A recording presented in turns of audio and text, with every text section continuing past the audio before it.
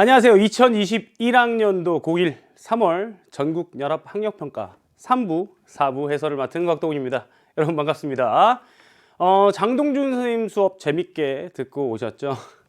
재밌다기보다 어려웠죠. 솔직히 어려웠습니다. 예. 학생들이 굉장히 좀 힘들어하고 어려워했을 법한 시험인데 우리 시작이잖아요. 이제 어려워 이거보다 극복해야지 라는 생각으로 함께 해야 되겠습니다. 저라도 좀 쉬운 지문으로 시작했으면 좋겠는데 여러분을 조금 괴롭혔던 과학 지문 함께 분석해 보겠습니다. 자, 우리 과학 지문 핵 분열과 핵 반응에 대한 그런 지문이었죠.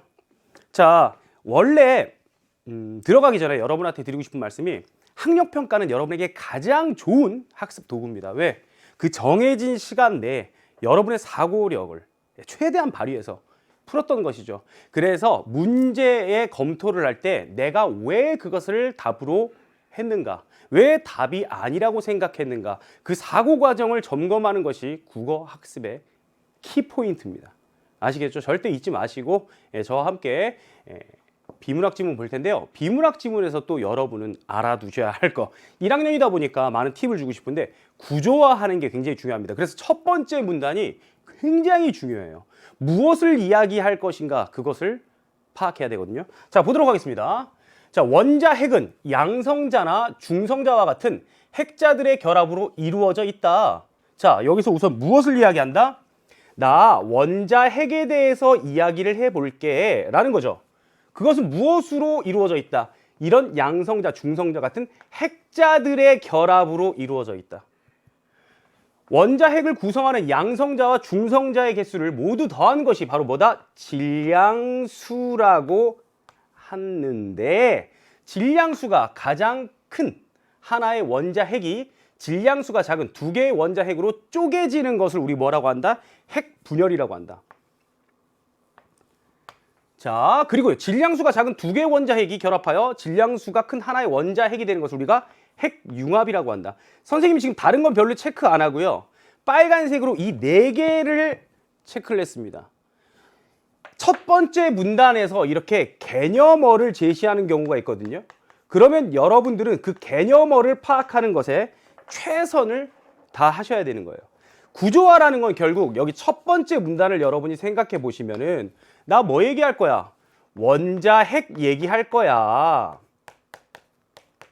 근데 원자 핵은 뭐야? 양성자, 중성자 같은 핵자들의 결합으로 이루어져 있어.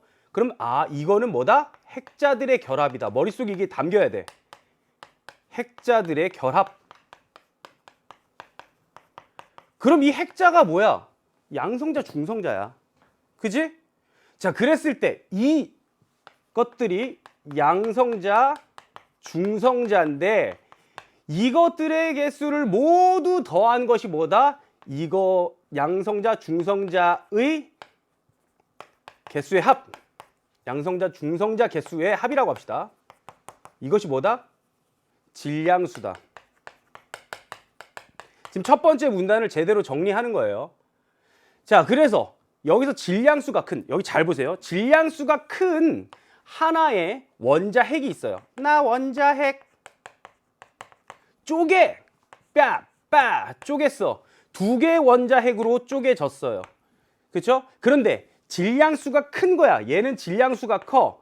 이거 나중에 갈수록 중요해지는 개념이에요. 질량수가 큰데 이것이 질량수가 작은 두 개로 쪼개진 것을 우리가 당연히 분열됐으니까 분열, 핵 분열. 이것이 합쳐졌어. 두 개의 원자 핵이 결합하여 질량수가 큰 하나의 원자 핵이 되는 것이 바로 핵융합. 이쪽 방향이 핵분열, 이쪽 방향이 핵융합. 이게 몇 번째 문단? 첫 번째 문단 정리한 거예요. 그러면 여러분 여기서 뭘 생각해야 되냐? 이런 개념어가 나왔는데 사실 원자 핵과 질량수 같은 경우에는요, 기본적인 개념이라고 하면 나 뭐 얘기할 거야? 뭐 얘기할 거야? 나 이번 지문에서는 핵분열과 핵융합 얘기할 거야. 여러분이 첫 번째 문단에서 이 정도를 좀 파악을 하실 수 있어야 돼요. 제가 이거 수업 준비하고 있는데 딴 선생님들이 얘기합니다. 화학 선생이야? 얘기합니다. 저 국어 선생이에요. 여러분은 꼭 이 지문이 다시 나오란 법이 있어요, 없어요? 없잖아요. 무엇을 배워야 됩니까, 저한테? 지문을 분석해 가는 방법을 배우셔야 돼요. 물론 내용도 알려드립니다. 그죠? 근데 지문을 분석해 가는 방법이 포인트예요. 개념어를 이야기해 줬고 나 뭐 얘기할 거야? 핵 분열과 핵 융합에 대해서 얘기할 거야를 말하는 것이 첫 번째 문단이었어요. 지울게요. 사실 이 선생님 옆에다가 판서하는 것을 나중에 다 정리하면요. 하나의 구조가 됩니다. 그죠? 지금 소개했어요. 첫 번째 문단은. 자, 두 번째 문단 봅시다. 핵 분열이나 핵 융합은요. 여기 나왔잖아. 두 번째 문단에 나왔죠.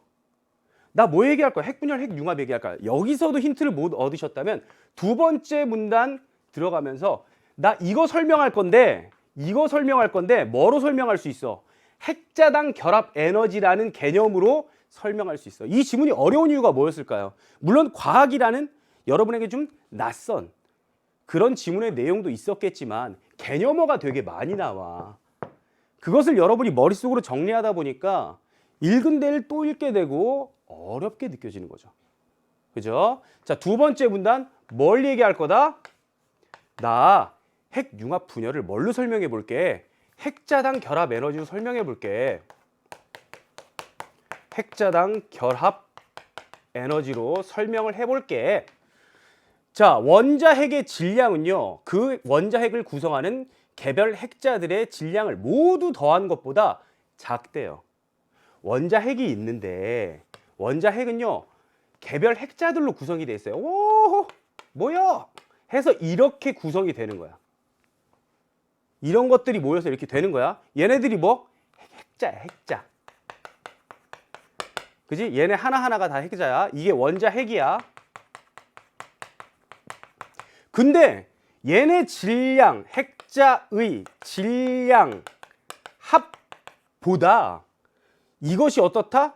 원자핵을 구성하는 핵자들의 질량을 모두 더한 것보다 이것의 원자핵의 질량이 작아요.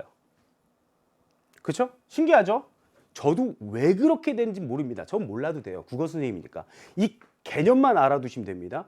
그래서 이처럼 자, 여기서 하나 또 여러분이 알아두셔야 될 거. 비문학에서는요. 이렇게 방향을 지시하는 말들이 있죠. 그죠? 이런 걸 뭐라고 얘기해요, 우리? 이런 거를 뭐라고 얘기한다? 표지라고 얘기하거든요. 표지를 잘 보셔야 돼요. 표지. 아시겠죠? 자, 이처럼 그러니까 여기 위에 있는 거 정리해 보겠다는 얘기야. 핵자들이 결합하여 원자핵이 되면서 질량이 줄어든 것.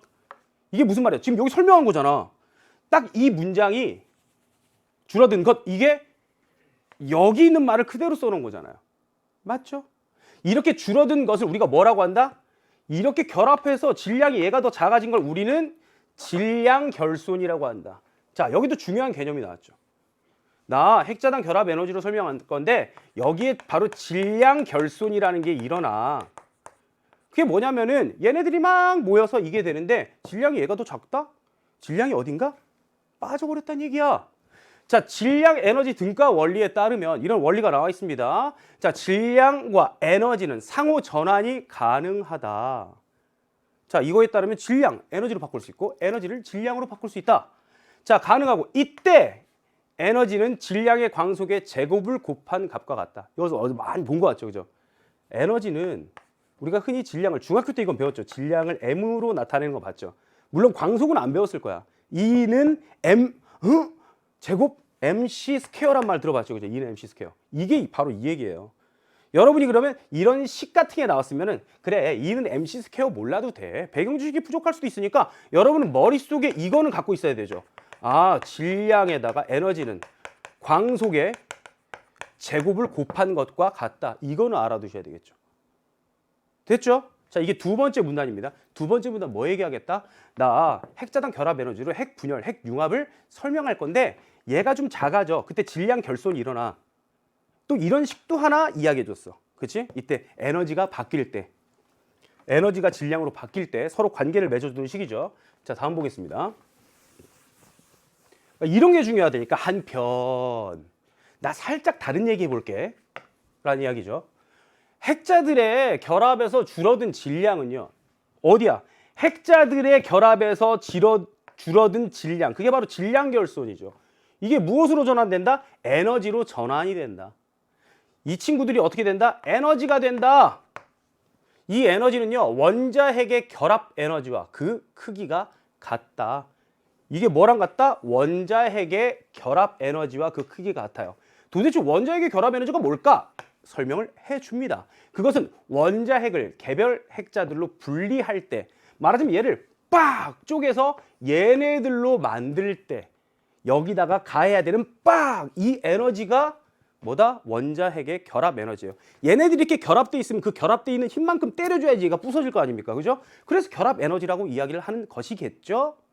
국어 선생님으로 이해하는 화학 시간. 자, 원자핵의 결합에 결합 에너지를, 그죠? 잘못 읽을 뻔했네. 원자핵의 결합 에너지를 질량수로 나눈 것. 왜 쌤이 지금 중요한 부분이라서. 그죠? 뭔가 나눈다는 것은 비례 반비례죠. 그리고 좀 이따 나올 바로 이 부분도 마찬가지예요. 비례 반비례 관계 별표 쳐놔. 이거 별표 쳐놓으세요. 과학 지문은요, 주로 무엇이 나오냐? 원리, 과정이 나옵니다. 그랬을 때 여러분도 잘 알잖아요. 뭐 기압을 높여주면은 온도가 내려가고 뭐 이런 것들 알죠. 그 비례 반비례 관계가 반드시 중요한 출제 요소가 되죠. 어떻게 보면 이것도 비례 반비례 관계가 됩니다. 그죠? 이걸 이쪽으로 보내주면 뭔가 나누기가 되기도 하고요. 그렇기 때문에 어쨌거나 다시 여기로 가서 원자의 결합 에너지는 분리할 때 가는 에너지와 원자핵의 결합 에너지를 이건 써줘야 돼요. 적어도 이 정도는 여러분은 별표를 해놨어야 되겠죠. 그죠? 원자핵의 결합 에너지를 무엇으로 나눈 것? 질량수로 나눈 것이 바로 뭐다? 우리가 아까 그렇게 바랬던 핵자당 결합 에너지가 바로 이것이다. 그죠? 그 값은 원자핵의 종류에 따라 다르다. 여러분 풀어봐서 알겠지만, 그죠? 이 부분이 선택지를 고르는데 굉장히 많이 사용이 됩니다. 그렇죠? 여기까지가 지금 사실 두 번째 문단과 여기 세 번째 문단 이어지는 부분은요, 굉장히 유기적인 관계를 가지고 있어요. 자, 다시 한번 머릿속에 정리해봐. 자, 핵자당 결합 에너지가 있어, 그지? 이걸 통해서 핵분열, 핵융합을 설명할 수 있어. 얘가 이렇게 될 때 뭐가 질량이 줄어들어, 질량 결손이 일어나는 거야. 그치? 그래서 그 줄어든 질량 에너지가요, 이게 질량이 에너지로 전환되는 거죠. 그죠? 이 에너지는 원자핵의 결합 에너지와 크기가 같다. 그것은 쪼갤 때 가하는 에너지와 똑같은 거야. 그리고 마지막 중요한 식 하나 나왔죠? 핵자당 결합 에너지는 바로 뭐다? 원자핵의 결합 에너지에다가 질량수를 나눈 것이다. 나와 있습니다. 자, 세 번째 문단으로 갈게요. 원자핵을 구성하는 핵자들은요, 원자핵을 구성하는 이 핵자들은 핵자당 결합 에너지가 클수록 강력하게 결합이 되어 있고요. 자, 이는 원자핵이 더 안정된 상태라는 것을 의미한다. 결합이, 잘 생각해 보세요. 이 핵자당 결합 에너지가 크면 클수록 강력하게 결합되어 있다는 건 뭔가 얘네들을 건드릴 수 없다는 얘기지. 그지? 그럼 좀 더 안정된 상태라는 이야기가 될 겁니다. 그죠? 자, 모든 원자핵은 안정된 상태가 되려는 성질이 있으므로 핵자당 결합 에너지가 작은 애들은 아까 클수록 강력하고 안정된 상태야. 강력한 결합과 안정. 그러면 에너지가 작은 애들은 어떻게 하고 싶어 해? 핵 분열과 핵 융합을 거쳐 핵자당 결합 에너지가 큰 상태가 됩니다. 점점 안정된 상태가 되기 위해서. 그래서 핵 분열이나 핵 융합도 반응 전후로 바로 뭐? 질량 결손이 일어나고요. 줄어든 질량은 무엇이 된다? 에너지가 된다라는 이야기죠. 자, 그래서 핵자당 결합 에너지가 큰 상태, 점점 핵자당 에너지가 결합 에너지가 큰 상태가 된다는 것은 무엇이다? 결국 안정되고, 그렇죠? 좀 더 강력한 결합이 된다라는 이야기예요. 자, 제일 중요한 건 여기서 어떻게 보면 이 부분이라고도 볼 수가 있겠죠. 그죠? 핵분열과 핵융합, 결국에 질량이 없어져서 이게 무엇이 된다? 에너지가 된다라는 이야기입니다. 오케이. 자, 그러면은 여기까지 하고 다음으로 넘어가면 핵분열과 핵융합에서 발생하는 에너지를 발전에 이용할 수 있는데, 우라늄, 이거 235 질량으로 하는 우라늄. 뭐 우라늄도 사실 뒤에 달린 번호가 다르더라고요. 지금 찾아보니까. 자, 원자핵을 사용하는 핵 분열 발전의 경우, 나 이번에 뭐 볼 거야? 핵 분열 발전을 볼 거야. 자, 이 두 번째 문단과 우리가 세 번째 문단을 봤을 때 요약하면 뭐라고 할 수 있을까요? 두 번째 문단, 세 번째 문단. 아까 이야기했듯이 핵자당 결합 에너지를 통해서 핵 분열과 핵 융합을 설명하는 거였어요. 그렇죠? 그래서 질량이 없어져서 결국에 그것이 에너지로 바뀐다는 이야기야. 그랬을 때 여러분 지금 여기서는 뭐 볼 거야? 나 네 번째 문단부터는 핵 분열을 볼 거야. 퀴즈. 그럼 뒷부분에 가서 무엇을 볼까요? 핵 융합을 보겠죠. 이게 예상하며 읽기예요. 여러분들이 예상하며 읽기를 하게 되면 조금 더 지문의 어떤 구조화를 잘 시킬 수 있습니다. 지금 머릿속에 정리해보면 네 번째 잠깐 지우고요. 처음에 개념어를 되게 많이 얘기해 줬어. 첫 번째 문단에서. 그래서 어떻게 보면 소개를 했단 말이야. 두 번째 문단에서 여기서도 역시 개념어, 세 번째 문단도 개념어를 많이 이야기해 주면서 바로 핵 분열과 핵 융합에서 에너지가 나오는 그 원리를 설명해 주고 있어요. 무엇을 통해서? 핵자당 결합 에너지라는 개념을 통해서. 이제 네 번째 문단부터 나 뭐 얘기할 거야? 나 핵 분열 얘기할 거야. 그리고 언젠가는 핵 융합 얘기할 거거든. 나중에 안 나올 수도 있습니다. 하지만 예상하며 읽었을 때 틀리면 어떻게 해요? 예상이 틀린 대로 기억이 잘 됩니다. 우리 사실 기억력과의 싸움이기도 하잖아요. 독서 부분이. 자, 어쨌거나 우리 핵 분열을 봅시다. 우라늄 원자핵의 중성자를 흡수시키면, 자, 이건 과정이에요. 우라늄 원자핵의 중성자를 우선 흡수시킵니다.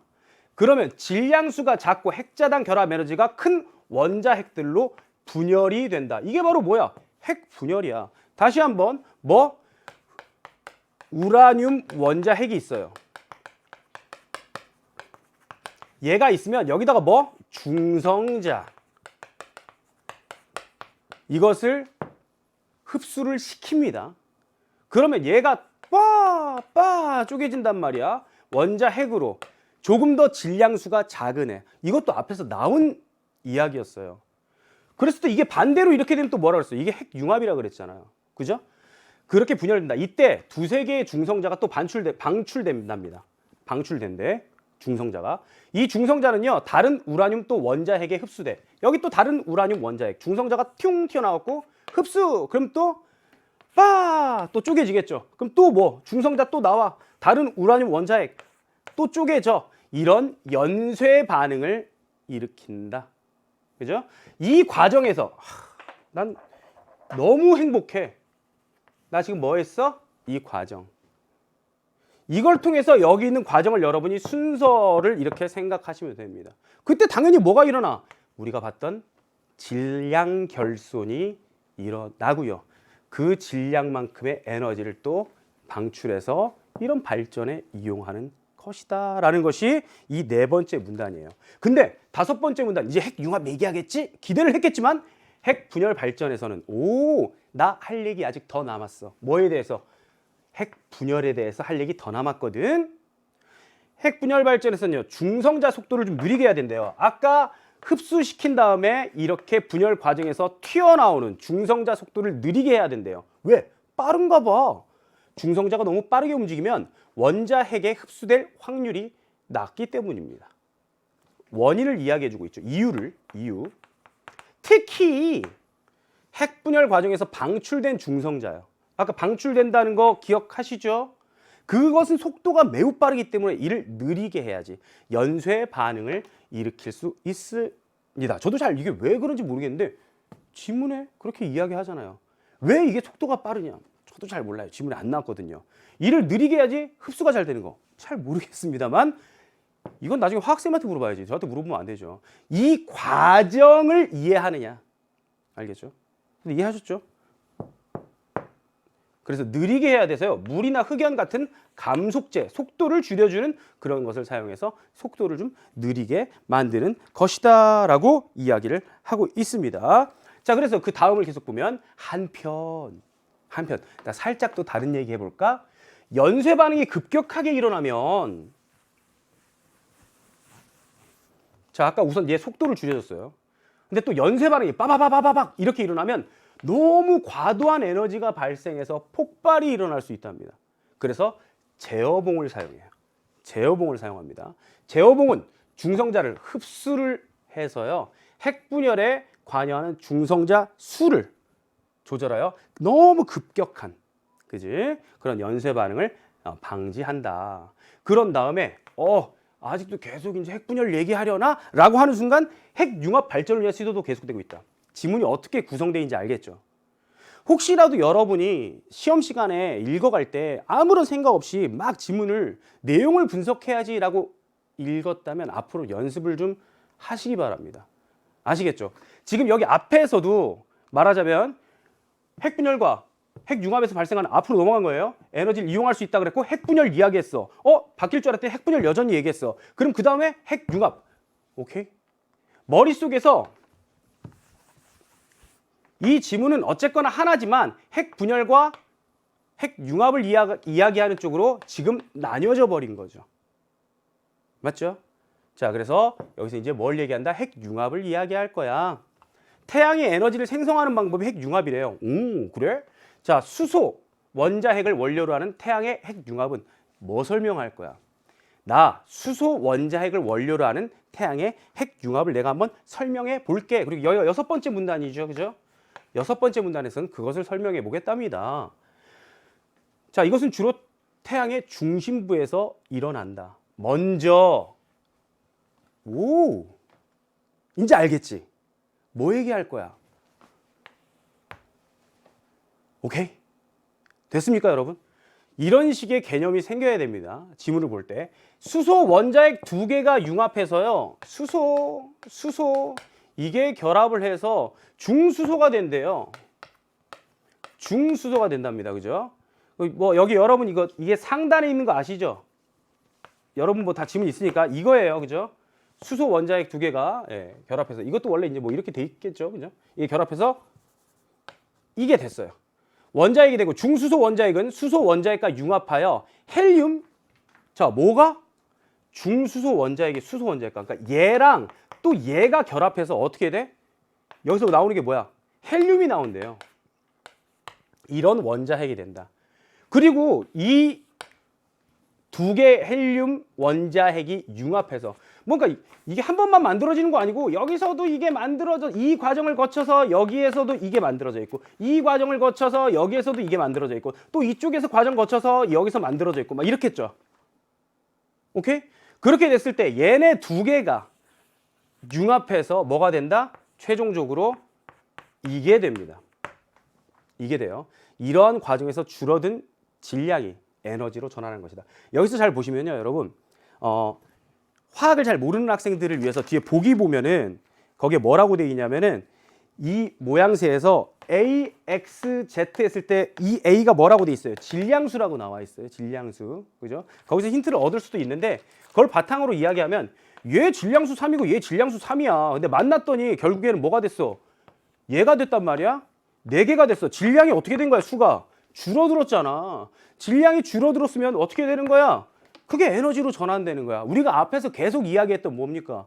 질량이 바뀌어서 에너지가 되는 것이다 라고 설명해 주고 있어요. 어디서 일어나는 핵융합? 바로 태양에서 일어나는 핵융합을 지금 이런 식으로 설명을 드린 겁니다. 좀 더 깔끔하게 한번 생각을 해볼까요? 여러분 되게 깔끔하게 필기하고 싶어 하잖아요. 그죠? 여기서 이게 있으면은 얘네 둘이가 만나서 뭐가 되냐면 얘가 됐어요. 그쵸? 중수소가, 그래서 그 다음 이게 첫 번째 과정이고 그 다음 이 과정이야. 얘랑 뭐가 만나서, 얘가 만나서 뭐가 되냐면 이게 됐어요. 그쵸?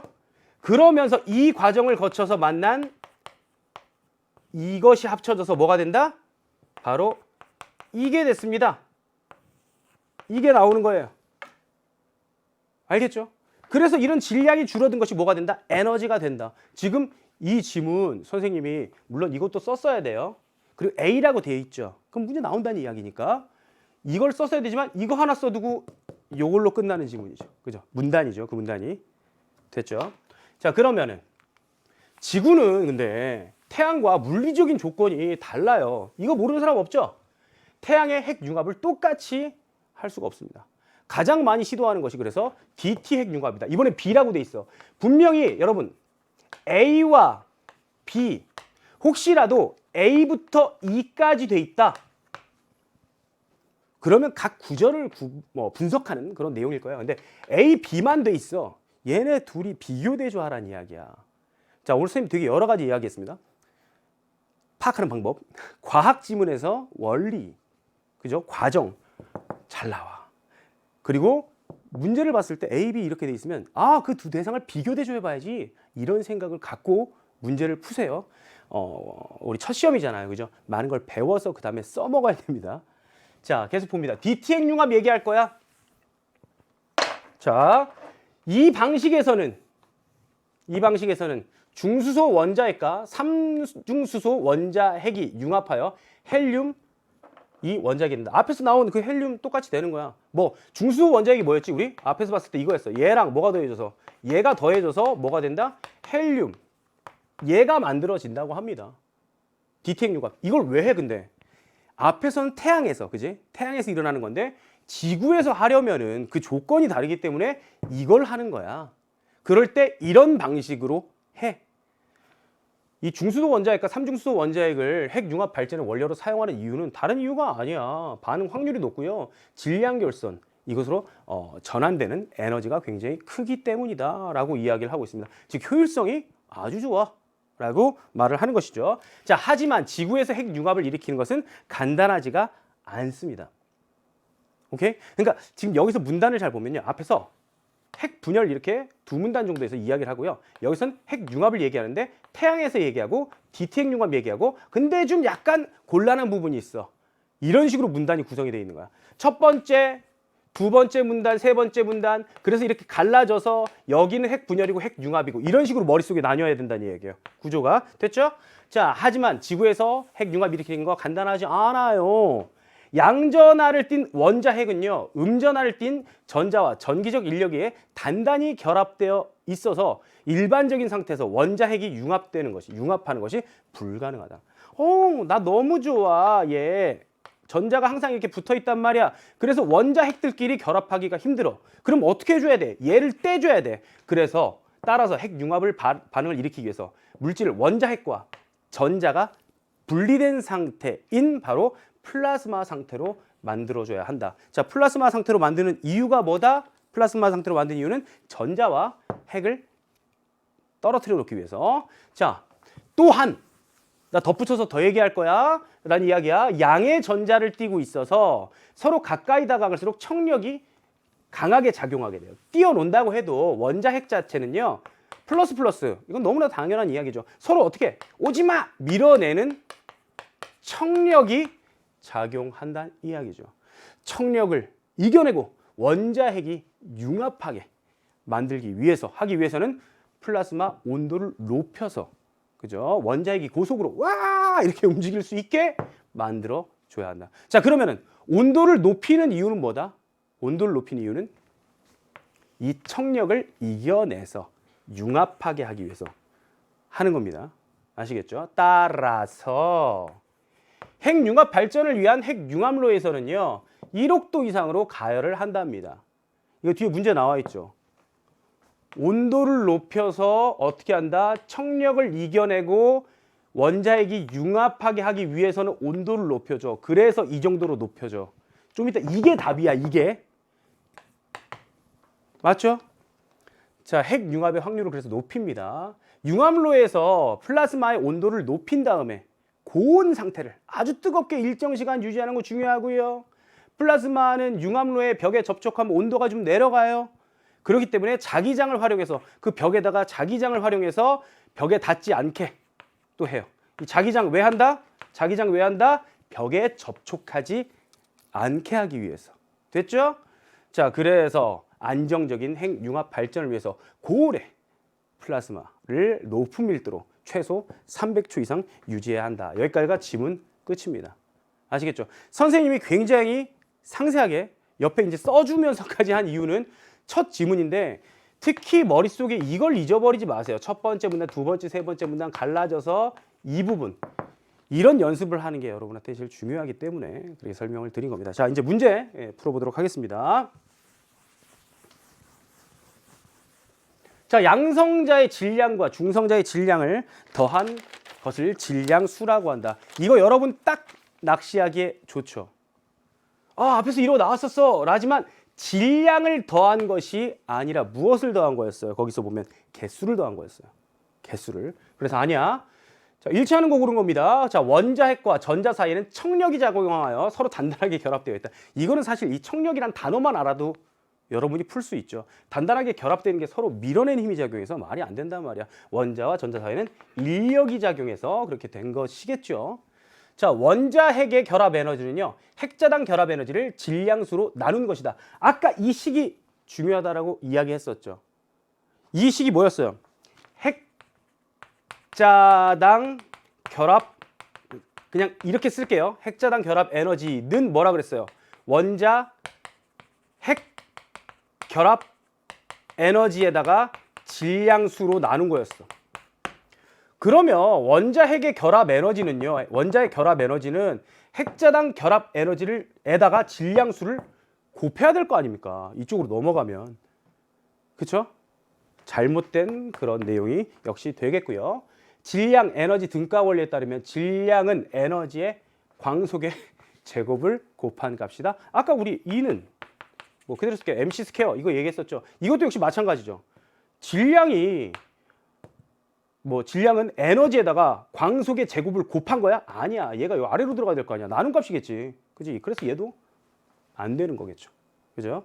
그럼 답은 뭐야? 다 틀렸으니까 5번이겠지. 아, 물론 이런 식으로 답을 골라도 되겠지만 확인해야 되겠죠. 자, 핵자들이 결합해서 원자핵이 될 때 줄어든 질량 어떻게 된다고 그랬어?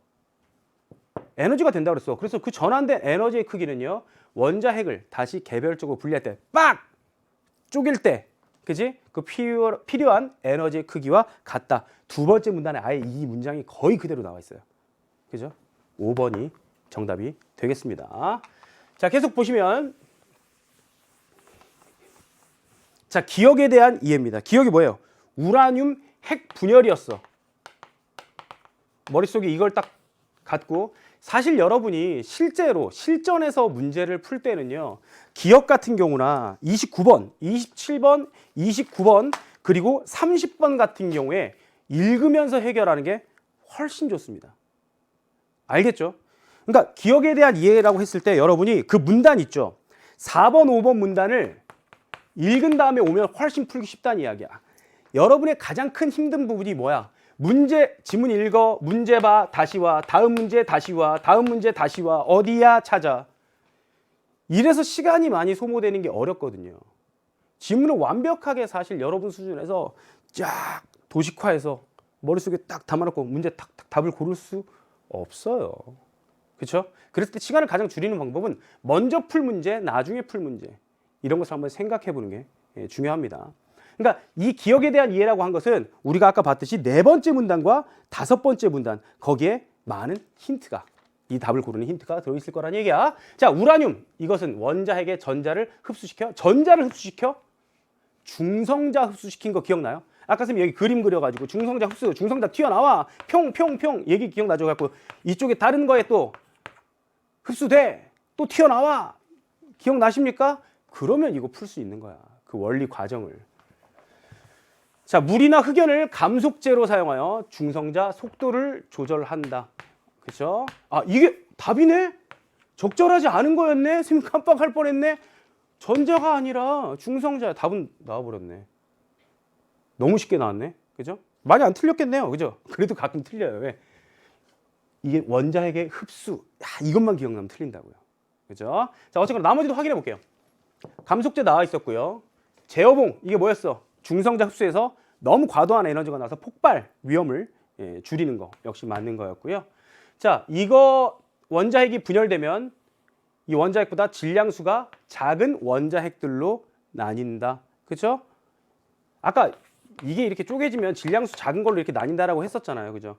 그래서 또 분열되면서 방출되는 중성자의 속도를 느리게 해서 연쇄 반응을 일으킨다. 아까 이것도 중성자 튀어나오면 얘 엄청 빨라. 기억나시죠? 내가 이게 왜 빠른지, 왜 흡수돼야 되는지 모르지만 튀어나오면 빠르대. 그래서 좀 줄여줘야 된대. 그래가지고 다른 또 원자핵과 반응을 일으켜서 연쇄 반응이 된다. 라는 거 기억나시죠? 그래서 정답 1번 갑니다. 여러분이 많이 틀렸을 거라고 생각합니다. 이 문제. 어려웠을 거예요. 그죠? 충분히 이해하는 부분인데, 자 봅시다. 이 그림은 여러 원자핵의 핵자당 결합 에너지를 나타내고 있어요. 선생님이 설명해 주죠. 뭐 이것의 원자핵은, 철의 원자핵은요, 다른 원자핵에 비해 핵자당 결합 에너지가 크죠. 그죠? 핵자당 결합 에너지 크죠. 가장 안정된 상태. 이것도 나와 있었어요. 핵자당 결합 에너지가 크면 어떻게 된다 그랬어? 안정됐다 그랬어. 선생님이 다시 한번 힌트를 주네. 철 원자핵보다 질량수가 작은, 질량수가 여기 있죠. 작은 원자핵은요. 그러니까 이 기준으로 해서 이쪽은 뭘 일으켜? 융합을 일으키고요. 이쪽은 뭘 일으켜? 분열을 일으켜요. 그래서 핵자당 결합 에너지가 높은 원자핵이 된답니다. 좀 더 안정된 상태가 뭐 된답니다. 라는 거죠. 그렇죠? 자, 문제 한번 선택지 보도록 할게요. 자, 헬륨. 헬륨 어디 있어? 헬륨 원자핵은요. 핵융합을 거치면 더 안정된 상태의 원자핵으로 변하겠군. 그죠? 당연한 이야기죠. 원래 핵융합 자체가, 이거는 앞에 표도 볼 필요 없고요. 어떻게 보면 핵융합과 핵분열을 거치면서 항상 걔네들이 추구하는 것은 더 안정된 상태라고 지문에 나와 있었어요. 더 안정된 상태의 원자핵으로 변하겠군. 맞는 얘기네. 오잉? 가장 적절한 거 고르는 거네. 답이네. 그쵸? 아마 당황했을까? 이렇게 쉽게 답이 나오나? 그지? 나머지 왜 틀리는지 한번 봅시다. 중수소 원자핵은 삼중수소 원자핵과 양성자 수는 같지만, 여러분 표를 보시면은, 잠깐 앞으로 가볼게요. 여기입니다. 이거 보시면 돼요. 중수소 원자핵, 삼중수소 원자핵. 됐죠? 자, 그러면은 선택지로 다시 가서 중수소 원자핵은 삼중수소 원자핵과 양성자 수는 같대요. 우리가 아까 이야기했듯이 거기 표시된 게 X 돼 있고 여기가 질량수고 여기가 양성자 수라고 돼 있잖아. 근데 아까 우리가 중수소는 EH 이거고 삼중수소는 뭐야? 이렇게 돼 있었잖아요. 양성자 수는 같지만 이게 더 어디 있어? 이게 더 위에 있지. 삼중수소 원자핵이 더 어떻게 돼 있다? 핵자당 결합 에너지가 크니까 높을수록 안정된 상태. 이거를 기억하셔야 돼요. 이것이 적절하지 않은 것을 여러분이 판단할 때 무엇을 알아야 된다? 핵자당 결합, 이게 클수록 어떻다? 안정이다 라는 지문에 이 정보, 와 별표 엄청 쳐놓은 거야. 이걸 여러분들이 좀 파악하고 계셨어야 된다는 얘기죠. 그죠? 근데 이게 더 위에 있잖아요. 그러니까 중수소 원자핵은 더 안정된 상태다. 잘못된 그런 선택지가 되는 거예요. 그죠? 자, 철 원자핵의, 이거 틀렸다고 이제 해놓고, 그지? 철 원자핵의 결합 에너지는요, 철 원자핵의 핵자당 결합 에너지의 26을 곱한 값과 같군. 아까 우리가 뭘 곱해야 된다 그랬어? 질량수를 곱해야 되는데, 철이 어떻게 돼 있어? Fe 돼 있고, 56, 26 돼 있네. 이건 양성자수야. 질량수를 곱해야 돼. 56을 곱해야 돼. 에잉. 우라늄 이 원자핵이요, 핵 분열하여 생성된 원자핵들은요, 핵자당 결합 에너지가 이것 이상일 것이다 라고 나와 있는데요. 여러분, 철이 9 정도예요. 그죠? 여기서 우라늄은 철보다 더 작아요. 그죠? 그러면은 이거 이상이겠다? 아니겠지. 이하게. 그거보단 떨어진단 말이야. 철보다 떨어진단 말이야. 그지? 자, 우라늄 원자핵은요, 철 원자핵에 비해 원자핵을 구성하고 있는 핵자들이 더 강력하게 결합되어 있겠군. 아까 이미 뭐라고 나와 있어? 철 원자핵은 모든 원자핵 중에서 핵자당 결합 에너지가 크고 가장 안정된 상태입니다. 더 강하게 결합되어 있습니다. 라고 선생님이 설명을 해주는데 무슨 얘기야? 틀렸어요. 그래서 1번이 되는 겁니다. 아시겠죠? 자, 29번으로 갈게요. A의 과정에서, A의 과정, 우선 여러분이 A가 뭐였죠? 태양에서. A는 태양에서 일어나는 그런 과정이고요. B 같은 경우에는 우리가 DT라고 했던 그 과정입니다. 그렇죠? A의 과정에서 헬륨 원자핵의 개수는 늘어난다라고 되어 있죠. 그죠? 맞지, 당연히. 왜? 생성되니까 점점. 아까 우리가 썼던 거 기억나요? 이렇게 돼서 이거 되고 또 여기서 이게 첫 번째 과정, 이게 두 번째 과정, 이거 하면은 여기서 이게 되고, 기억나죠? 아유, 큰일 날 뻔했네. 이게 되고, 막 또 다른 과정을 거쳐서 이게 만들어지고, 다른 과정을 거쳐서 이게 만들어지고, 얘네 둘이 결합해서 했죠. 헬륨, 그래서 뭐가 만들어져, 결국? 이게 만들어지잖아요, 그죠? 다 많아지겠지, 점점. 당연히 맞는 얘기. B는 중수소 원자핵과 삼중수소 원자핵을 원료로 사용한다. 대놓고 나와 있었죠. 그죠? 이거는 뭐 이렇게 그릴 필요도 없어. 단순하게 지문에 아예 나와 있는 거. 자, 헬륨 원자핵은요. B에서와 달리 A에서는 헬륨 이 원자핵이 그러니까 4개의 질량을 가진 헬륨 원자핵은 B에서와 달리 A에서는 이 3개의 질량을 가진 원자핵이 융합하여 뭐 생성된다라고 나와 있는데 이것도 역시 적절한 내용이 되겠죠. 아까 이것처럼 그려보면 그냥 나오는 거예요. 그죠? A와 B에서는 모두 반응을 전후로 질량 결손이 일어나고 줄어든 그런 에너지는 질량은 에너지로 돌아가는 이게 기본 원리죠. 원리. 그럼 다 맞아. 그치? 이건 뭐야?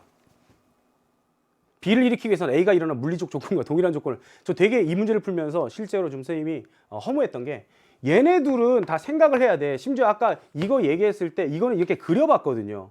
그러니까 A에서는 지금 우리가 A 그렸더니 이 원자핵이 융합해서 생성되는 거 우리가 봤잖아요. 그죠?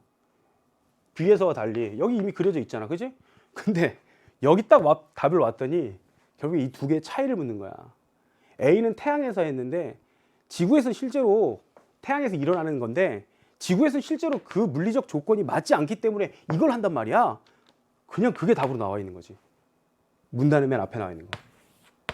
동일한 조건을 만들지 못하기 때문에 B를 하는 거예요. 알겠죠? 그리고 30번은 제가 아예 답을 얘기했습니다. 지문을 읽으면서. 아까 앞에서 이야기한 것처럼 도대체 플라스마 온도를 높여주는 이유가 뭐냐. 원자핵 이게 얘네들이 어떻게 청력이야. 청력. 서로 밀어낸단 말이야. 그 밀어내는 걸 해결하고 융합시키기 위해서 온도를 높여준다고 나와 있었죠. 답 그냥 이거지. 3번이죠. 이거는 지문을 읽어가면서 진짜 해결했어야 되는 겁니다. 다시 한번 얘기하지만 비문학에서는요. 여러분이 구조화시키는 것, 지문을 어떻게 읽어가야 하는 것, 그런 표지, 그리고 먼저 풀 문제 이런 것들을 고려해 보시면서 복습을 다시 한번 여유롭게 보세요. 이건 그 다음에 맞아 곽 선생님이 이 얘기했었지. 그러면서 한번 보시면 될 것 같습니다. 아시겠죠? 이제 독서 지문 끝났습니다. 우리 현대시하고 우리 3부 마무리할게요. 사실 문학 쪽은요. 뭐 여러분이 아니에요 어려웠어요 할 수도 있겠지만 어렵지 않았어요. 근데 실제로 선생님이 여기 이제 강의 찍으러 오기 전에 학생들한테 물어봤는데 잘 못 풀었다고 하더라고요. 왜? 시간이 너무 촉박해서요. 여러분이 이게 결국에는 앞에 있는 것을 제대로 해결 못하면 뒤에 정신 없어요. 그런 경험 있을 거예요. 여러분들 중학교 때 실제로 한 지문이 남았는데 한 12분이 남았어. 시험 시간이. 충분히 해결할 수 있는 시간인데 그때부터 심장이 두근두근 되면서 지문이 눈에 안 들어와.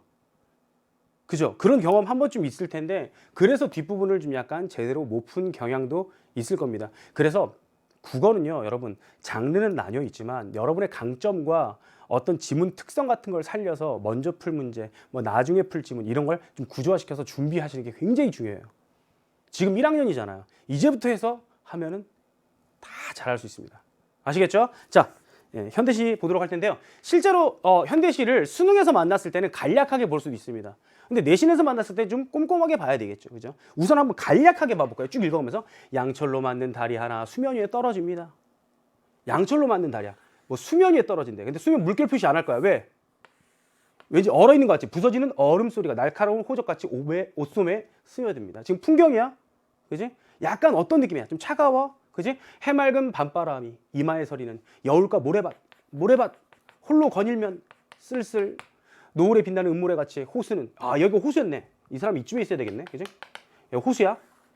호수는 한 폭이 화려한 꽃밭이 되고요. 여윈 추억의 가지가지는 이 사람 뭔가 추억을 떠올리나 봐. 추억.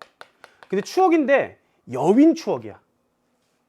잘 생각해보세요. 좀 뭔가 좋은 추억이야, 좀 힘든 추억이야. 말라 있어. 힘든 추억이야. 거기에는 조각난 빙설이 눈부신 빛을 하다. 이런 식으로 나와 있죠. 그죠? 조각난 지금 얼어 있어. 그래서 선생님이 여기 물결 표시 안 한다는 얘기야. 지금 딱 그거예요. 제목을 여러분이 보셔야 돼요. 우선 맞다. 이 얘기를 안 했네. 문학이 딱 나오면 제목을 보시고요. 뭘 봐야 되냐면 보기를 보셔야 돼요. 보기는 완전 큰 힌트야. 여러분이 32번 먼저 보셨으면요. 얘네는 숫자로 구별된 3개의 장면으로 구성되어 있는데 다양한 이미지를 통해 체크하셨어야 되고요. 겨울 호수와 그 부근의 풍경. 겨울 호수와 그 부근의 풍경. 이 과정에서 무슨 정서? 애상적 정서. 잘 보세요. 홀로 거니러. 약간 예쁘긴 해, 풍경은. 근데 여윈 추억을 가지고 있어. 자, 여기서 한 가지 또. 시를 분석할 때 굉장히 중요한 것은 무엇이다? 수식어다. 어떻게 거니러? 홀로 거니러. 이런 부사어 관용어. 작품을 지배하는 자! 그게 되는 거야. 부사어 관용어가. 그랬을 때 여러분이 이 풍경이네. 그리고 이미 보기에서 힌트를 얻었던 것처럼 약간 쓸쓸하고 애상적인 분위기네. 그렇게 가신 다음에요. 자, 낡은 고양이 허리띠 같이 강물은 길게. 이게 낡은 고양이 허리띠 같대. 고향을 생각하나 봐. 차창에 서리는 황혼 저 멀리. 황혼. 노을. 이제 달이 아니라 이제 황혼. 해질녘인가 봐. 나어린 향수처럼. 향수. 고향을 그리워하는 거. 이 사람 약간 이 추억이 고향을 그리워하는 건가? 그런 것처럼 희미한 날개를 펴고 있었다. 앙상한 잡목림 사이로. 나무 이제 또 좀 그려주고, 그지? 한낮이 겨운 하늘이 투명한 기폭을 떨어뜨리고. 멋진 표현이죠. 한낮이 겨운. 그 하늘이 이렇게 슉 투명한 기폭을 떨어뜨리는 것처럼 보인다는 얘기야. 낮이 좀 지나가는 그런 모습이죠, 그죠? 왜냐면 이제 노을쯤이 됐잖아, 그지? 푸른 옷을 입은 송아지가, 선생님 송아지 못 그려요? 예, 송아지. 송아지입니다. 부끄러워. 송아지가 조그만 그림자를 바람에 나부끼며 서글픈 얼굴. 얘가 왜 서글프니? 누가 서글프니까? 얘가 서글프니까. 논두개에 서 있다. 성호 부근. 그 호수의 부근에서 이야기하는 거야. 사실 이것만 봐도 여러분이 풀 수 있어. 화자의 상황, 정서, 태도. 사실 태도는요, 그냥 이거라서 태도는 특별히 드러나지 않지만 그 애상적 정서와 쓸쓸함이라든가 고향에 대한 생각을 한다거나 이런 것을 보시고요. 그 배경 자체는 굉장히 추운 겨울을 의미한다. 이걸 여러분이 잡고 생각해 보세요. 문제 풀 수 있어요. 아시겠죠? 하지만 여기서 끝낼 수는 없습니다. 저는 꼼꼼한 사람이거든요. 방금 우리가 풀었던 그 전체적인 이미지를 바탕으로 생각해 보세요. 양철로 만든 달이야. 선생님이 수식어가 되게 중요하다고 그랬지. 왜 양철로 만든 달일까? 분위기가 어때야 돼 지금? 이 얼음 소리가 짜작 짜작 부서지는 얼음 소리. 어떤 느낌? 차가운 느낌이 들어야 돼. 우리 이제 가끔 나오거든요. 금속성 이미지라고. 이거는 여러분이 생각해도 좀 차가운 느낌이 듭니다. 자, 그런 달이 하나 수면에 떨어지고 떨어지고 무슨 이미지? 무슨 이미지? 하강적 이미지, 그지? 그럼 여러분, 이런 이미지는 결국 왜 써요? 왜 씁니까? 보기에서 얘기했잖아. 이것을 통해 그 호수, 그 부근의 풍경, 그리고 애상적 정서, 따뜻한 달과 수면 위에 둥글 떠오르는 예뻐진단 말이야. 이 사람 쓸쓸하고 애상적이어야 돼. 이런 이미지를 사용하고 있어. 여기서 하나, 여러분 이런 것도 알아두시면 되게 좋습니다. 김광균 시인은요, 여러분이 머릿속에 딱 이미지 이렇게 알아두시면 돼요. 엄청 추일서정, 와사등 이런 대부분의 그 명작, 이 사람의 대표작, 이것은 그 이미지에 굉장히 감각적인 묘사가 뛰어난 작품이 많거든요. 그래서 여러분 사실 이런 지식도 쌓여가다 보면은 여러분이 문학을 파악하는 굉장히 효용적인. 선생님 문학 쉬워서 안 해도 돼요. 문학 시간 줄이잖아요. 비문학 시간 늘어나는 겁니다. 그것도 가능하고요. 여러분 문학 쉽다고 해도 나중에 어렵게 나올지 누가 합니까? 그리고 그다지 쉽지도 않았을 수도 있어요. 여러분에게. 그죠? 자, 부서지는 얼음 소리. 무슨 심상? 얼음 소리 청각적 심상인데 날카로운 호적같이 옷소매에 스며들어. 얼음 소리가 소매에 막 스며들어. 쭉쭉. 이상하지? 이런 걸 우리가 뭐라 그래요? 공감각적 심상이라고 얘기합니다. 이거 중학교 때 배웠죠? 근데 사실 이 공감각적 심상 같은 경우에는 여러분이 읽어가면서 파악을 못 하겠어요. 괜찮아요. 수능에선 선택지에 나왔을 때 여러분이 공감각적 심상이라는 단어를 보고 나서 이거에 분석을 할 수 있으면 돼요. 그 다음에 여러분이 작품을 보고 이걸 꺼내라. 좀 어려울 수 있고, 이걸 보고 맞나 틀리나 확인해라. 그것만 가능하면 된다. 알겠죠? 너무 겁내지 마세요. 소리가 스며들어. 원래 소리 얘기하고 싶어. 그러니까 청각의 촉각화가 된 거죠. 이것도 역시 어떤 분위기를 이야기해주고 싶은 거야. 굉장히 쓸쓸한, 날카로운 금속성 이미지. 이게 연결 잘 되지, 그지? 양철이라는 그런 것과 또 해맑은 밤바람이 이마에 쫙 닿는 것, 그런 느낌. 여울과 모래밭에 어떻게? 홀로. 그럼 제가 여기다 뭘 쓸 거냐면요, 화자의 상황을 쓸 겁니다. 그래놓고 고독이라고 쓸 거예요. 맞아, 틀려? 맞잖아. 홀로 거닐고 있어. 노을에 빛나는 은모래같이 호수는, 이 은모래같이 호수는, 호수가 은모래 같고요, 한 폭이 화려한 꽃밭 같기도 합니다. 얘가 원관념이죠. 이 사람 뭐에 대해서 묘사하고 있다? 호수에 대해서 묘사를 하고 있습니다. 좀 아름다운 그런 모습이기도 합니다. 그렇죠? 자, 그런데 여윈 추억, 아까 얘기했듯이 무슨 추억? 아픈 추억, 가지가지엔. 근데 추억이 가지가 있어? 그러니까 약간 선생님 이걸 딱 봤을 때요, 이 사람의 추억이 이렇게 나무처럼 있으면은, 그림 진짜 못 그려. 조각난 빙설들, 얼음 조각들이 피슈 피슈 반짝 반짝 반짝 반짝거리면서 붙어 있는 것 같아. 결국에 이 사람이 뭐 하는 거야? 추억을 떠올리는 거야. 어떤 추억을? 여윈 추억을 떠올리고 있는 거예요. 지금 약간 풍성하지 못한 그런 추억을 떠올리는 거거든요. 근데 그것을 어떻게 했어? 가지가지. 그러면 추억이란 건 추상적인 거야. 그것을 어떻게 한 거야? 구체적, 특히 시각적으로 형상화한 거죠. 중요한 부분이에요. 여기서 내용상 진짜 중요한 부분은 이런 부분이고요. 이 작품이 굉장히 이미지에 치중한 시기 때문에 이런 공감각적 심상이라든가 이런 이미지들과 함께 또 형상화도 사실 이미지랑 관련 있는 거거든요. 추상적인 것을 구체적으로 형상화했다까지 알아두시면 됩니다. 어쨌거나 그 쓸쓸한 그 분위기를 보여주고 있고요. 낡은 고양이 허리띠 같이 강물은 길게 얼어붙고, 자, 잘 보세요. 그러면 이 강물의 역할은 뭘까? 강물이 뭐 같다 그랬어? 낡은 고양이 허리띠 같대. 고향을 떠올리는 매개체잖아. 그치? 이것은 고향, 뭐 떠올리는 매개체.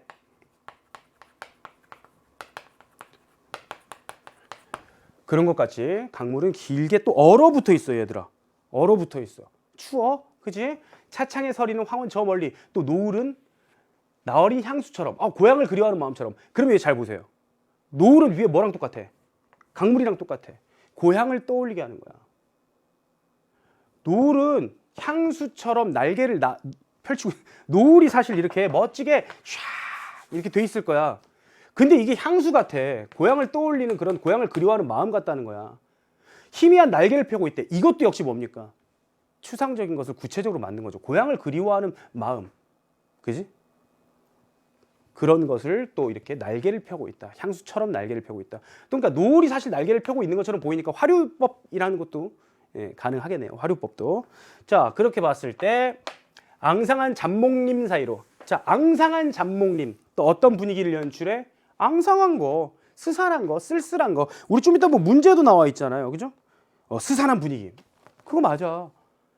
한낮이 겨운 하늘이 투명한 기폭을 축 떨어뜨리고요. 푸른 옷을 입은 송아지 한 마리가 조그만 그림자를, 그 풍경을 생각하시면 돼요. 이 부분은 송아지 한 마리가 바람에 나부며 서글픈 얼굴. 여기는 이제 중요하지. 이 작품에서 또 왜? 송아지가 기분이 좋아서 이렇게 하고 있는데 내가 서글퍼 보이는 거야. 왜? 감정 이입이 돼 있으니까. 이 송아지에 감정이입 대상이 되는 거예요. 송아지가 이러면 사실 누가 서글퍼서, 내가 서글퍼서 그렇게 보이는 거야. 쌤이 지금 시간이 좀 여유가 된다면은 뭐 공감각적 심상이라든가 이 감정이입 대상이라든가 이런 기본 개념 꼼꼼하게 얘기해주고 싶지만, 그래도 이 정도까지 설명하면 충분하겠죠, 여러분. 원래 사물이 있는데 내 정서를 거기다가 쑥 집어넣은 거야. 그래서 그건 사실 아무런 산새가 막 지저귀는데 그게 노래하는 건지, 웃고 있는 건지, 말하는 건지, 우는 건지, 누구의 정서가 투영되면, 내가 슬픈데 그러면 우는 게 되는 거고요. 내가 되게 기쁘게 산책 가는 길에 산새가 울고 있으면 뭐가 되는 거야? 노래하는 게 되고요. 그런 식의 자기의 정서를 넣는 게 감정이입. 오케이. 자, 그렇게 논두에 서 있다라고 하는 것이 바로 김광균의 성호부군이라는 작품입니다. 아시겠죠? 다음 작품으로 갈게요. 자, 화자가 뭐 하고 있어요? 갈아놓은 논고랑에 고인물을 본다. 고인물. 요새 이제 고인물이란 말이 엄청난 전문가 막 이런 의미로 사용되는데, 여기서 진짜 고인물입니다. 그럼 여러분 이것도 생각하세요. 어렵지 않아요. 자, 고인물이 쫙 있어요. 여기에 마음이 행복해진다. 별표 칠 거야. 나는 별표 칠 거야. 왜? 정서를 직접 제시했거든.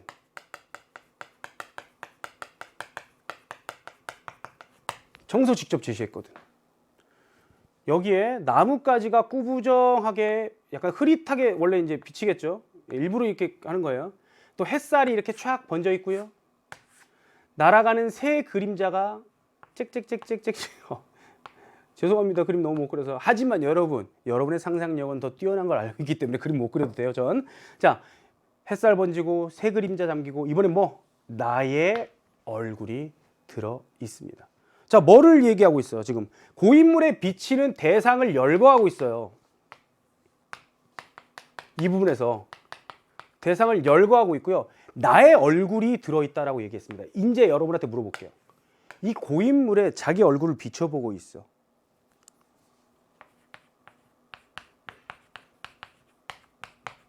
자, 맞춰. 이라고 맞춰봐.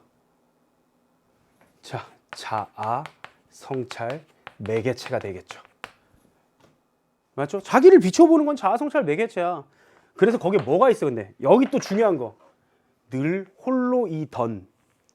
이거는 뭐야? 기존의 화자의 상황이지. 근데 잘 보세요. 홀로이면 즐거운 일이 없어. 고인물을 보니까 어떻게 됐어? 마음이 행복해졌어. 이 고인물은요, 이 사람이 자기를 보면서 또 그리고 이런 정서가 좀 바뀔 수 있는 어떤 계기가 되는 그런 것도 되겠죠. 그죠? 내가 홀로이던 화자의 상황, 기존 상황. 근데 그들이 누구야? 얘네들. 앞에서 열거한 얘네들과 함께 있다. 당연히 함께 있잖아요, 지금. 모두가 높지도 낮지도 않고요. 모두가 아름답게. 와우! 함께. 아무도 높거나 낮은 거 없이 아름답게 있는 거야. 즉 뭐? 조화. 공존하고 있다라는 거야. 그 안에 나는 거꾸로 서 있습니다. 거꾸로 서 있는 것처럼 보이겠죠? 이렇게 하면 비추면. 그죠? 거꾸로 서 있다. 자, 거꾸로 서 있는 모습이 본래 내 모습인 것처럼 아프지 않다. 되게 신기해. 여러분 상상해 보세요. 이건 이제 이렇게 비춰보니까 거꾸로 있어. 근데 거꾸로 있는 모습이 마치 내 모습인 것처럼 이제 아프지 않아. 그럼 원래 이 사람은 뭔가 아픔이 있었던 거지. 왜? 아마 늘 홀로였기 때문에 그렇지 않을까? 그지?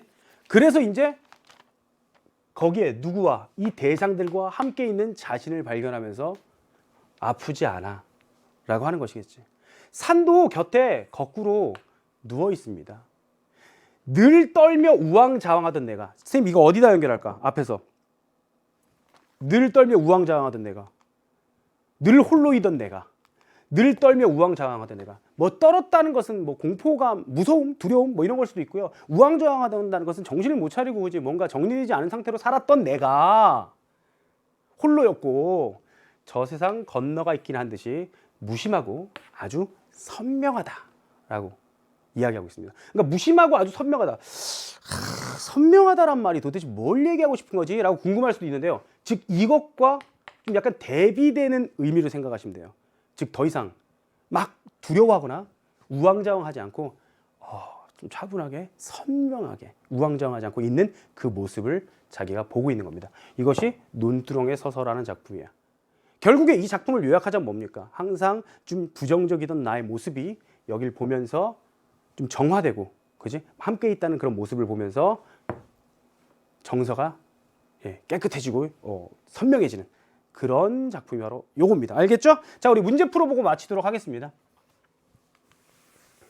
31번 문제죠. 쌤 학교 학생들 보니까 이 문제가 좀 오히려 까다로웠다라고 이야기를 하는데요. 이런 문제 푸는 방법은요, 사실 아까 성호 부근을 보고 먼저 가를 없애는 게 되게 좋습니다. 원래 실제로 여러분이 실전에서. 그래서 원래 이거 문제 푸는 순서가요, 32번 보기를 보고 가를 보고 32번을 푸세요. 이 31번의 가 부분을 없애고. 여러분 가의 음성 상징 없거든요. 애초에 없어져요 이거. 그죠? 가에는 현재 시제 활용하냐? 사실 이건 실력보다 시력 문제죠. 항상 제가 얘기하는데 뭐 스며들었다야 스며든다야. 스며든다야. 그렇지? 서 있다. 지금 서 있는 거잖아. 그지? 첫 번째 문장만 봐도 현재형 시제 활용했어. 청자 설정에서 대화하는 방식 가에서 아니야. 이건 가와 달리 나를 확인해야 되니까 우선 넘어가시고. 가는 동일한 시어를 반복하여 리듬감을 형성하고 있다. 선생님이 사실 이거 눈 씻고 찾아봐도 동일한 시어 없나 했더니 노을 딱 하나 반복되는 것 같더라고요. 근데 이걸 통해서 리듬감을 형성한다? 그러기엔 너무 힘들어요. 이거. 노을과 노을이 또 노을이 뭐 이런 식으로 돼 있다면 모를까. 저기 위에 하나 있고 여기 하나 있고 노을 반복됐다고 리듬감 형성한다는 것은 아유 말도 안 되죠. 그러면 사실 여러분 여기서 확인해야 될 게 나중에 요거 두 개야. 나를 통해서 확인할게. 그렇죠? 나를 딱 봤더니 행복해진다. 답 나와버렸어. 그치? 고인물을 본다. 행복해진다. 시적 상황 주목하고 있잖아. 화자가 뭐 하고 있는지 그 상황. 2번이 답이에요. 여러분 물론 이 사람이 뭔가를 보고 있어. 시선에 따라서 이렇게 움직이고 있어요. 아 이것도 보고 이것도 보고 이것도 보고 그 고인물에서 나에서. 근데 원경에서 근경으로 와. 계속 지금 여기 앞에 있는 고인물을 보고 있어요. 논두렁에. 이거 안 돼. 나가. 답 2번 됐겠죠? 그죠? 자, 가는요. 숫자로 구별된 세 개의 장면. 아까 미리 읽었죠? 근데 여러분 이거 체크해야 된다는 얘기예요. 다양한 이미지를 통해 겨울 호수와 그 부분의 풍경이 형상화되어 있고 이걸 엄청나게 형상화했어. 맞지? 또 이 과정에서 애상적 정서. 이건 왕별표. 이게 환기된다라는 거야.